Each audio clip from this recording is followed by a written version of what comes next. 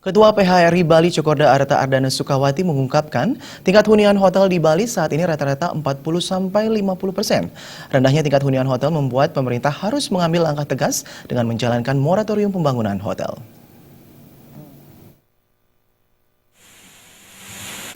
Cokorda Arta Ardana Sukawati atau Cok Aceh menyebutkan tingkat hunian hotel rata-rata hanya mencapai angka 40–50%. Tingkat hunian hotel yang rendah ini menyebabkan terjadinya perang harga yang dapat merugikan pelaku pariwisata. Mengatasi hal ini, moratorium hotel yang dicanangkan pemerintah, utamanya untuk kawasan Bali Selatan, harus ditaati. Menurut Cok Aceh, saat ini terdapat 130.000 kamar hotel di Bali. Jumlah ini cukup untuk menampung 14 juta wisatawan dalam setahun. Kenyataannya, kunjungan wisatawan ke Bali baru mencapai 4 juta per tahun, sehingga tidak terjadi keseimbangan antara supply dan demand.